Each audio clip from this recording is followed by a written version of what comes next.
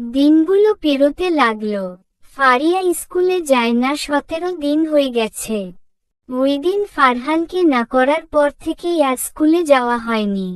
শুধুমাত্র বাবার কথায় ও ওই কাজটি করেছিল। ফারিয়ার বাবা ফারহানকে তাদের বাসার সামনে থেকে রাত্রেবেলা বাইক নিয়ে যেতে দেখে ফেলেছিল।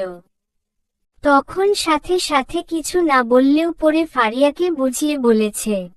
বাবার কথাতেই ফারিয়ার বোধোদয় হয়েছে, আর বাবার কথাতেই সে ফারহানকে ভালো হওয়ার জন্য বলেছে।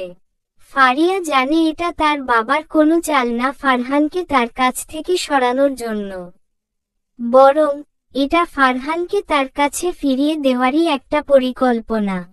ফারিয়াকে কখনোই তার বাবা অখুশি রাখতে পারে না। তবে দিন দিন ফারিয়া কেমন যেন মন মরা হয়ে যাচ্ছে। ঠিকমতো খাওয়া দাওয়া করতে পারে না, রাতে ঘুম আসে না, বেশিরভাগ সময় ব্যালকনিতে দাঁড়িয়ে থাকে। ফারহান আসবে না জেনেও চোখ দুটো যেন তাকেই খুঁজে। সেদিন দুপুরবেলাতেই আহমদ সাহেব অর্থাৎ ফারিয়ার আব্বু দুপুরে খাওয়ার সময় বলে উঠলেন, কিরে তোর এই অবস্থা কেন? কয়েকটা দিনই অপেক্ষা করতে পারলি না? এই তোর ভালোবাসা? ফারিয়া নিঃস্বভাবে বলে উঠল, জি। ফারিয়ার আব্বু হেসে উঠে আবার বললেন, দেখিস না কত মানুষ ভালোবাসা পাওয়ার জন্য মাস বছর যুগ অপেক্ষা করে কাটিয়ে দেয়, আর তুই? ফারিয়া চুপ থাকে। কিরে কথা বলিস না কেন? আব্বু প্লিজ। ফারিয়ার কথা তুচ্ছ করে আবারও বলতে লাগলেন, রাশেদ ভাই বলল তোর সাথে তার ছেলের বিয়ে নিয়ে নাকি কথা বলবে। তুই বললে তাকে বাসায় আসতে বলি। বিয়ে? কিসের দিয়ে আব্বু? তুমি না কথা দিয়েছিলে? তাই নাকি? ভালো তো। তুই নিজের শ্বশুরের নামও জানিস না। কি? ফারহান ভাইয়ের বাবা তোমার রাশেদ ভাই? আনমনে বলে উঠে ফারিয়া।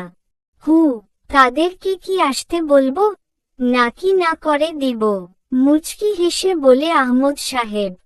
ফারিয়া কিছুক্ষণ স্তব্ধ হয়ে রইল, তারপর ব্যস্ত হয়ে বলে উঠল, বল বল আব্বু, তাদেরকে কালই আসতে বল।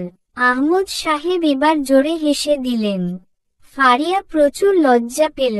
সে দৌড়ে নিজের রুমে চলে গেল। চেহারায় কারো গরম নিঃশ্বাসে ফারিয়ার ঘুম ভেঙে গেল। চোখ খুলে চিৎকার করতে নিলেই ফারহান ওর মুখ চেপে ধরল। তারপর, আমি ডাকাত নই বলে ছেড়ে দিল। ফারিয়া ধূপ করে উঠে বসল। তারপর ভালো করে তাকালো ফারহানের দিকে। চলবে।